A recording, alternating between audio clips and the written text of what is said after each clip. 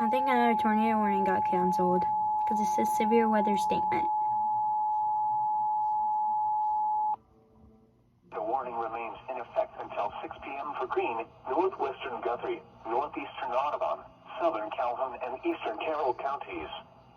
At 5:28 p.m., a severe thunderstorm capable of producing a tornado was located near Coon Rapids, or 13 miles southwest of Jefferson, moving northeast at 70 miles per hour.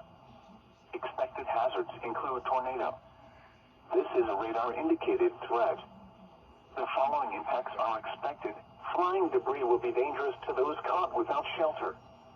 Mobile homes will be damaged or destroyed. Damage to roofs, windows, and vehicles will occur. Tree damage is likely. We just had a tornado Locations outbreak. impacted include Jefferson. Take cover now. Move to a basement or an Kentucky. interior room on the lowest floor of a sturdy building. Avoid windows. If you are outdoors, in a mobile home, or in a vehicle, move to the closest substantial shelter and protect yourself from flying debris. Repeating, a tornado warning remains in effect until 6 p.m. for the following counties in Iowa, Audubon,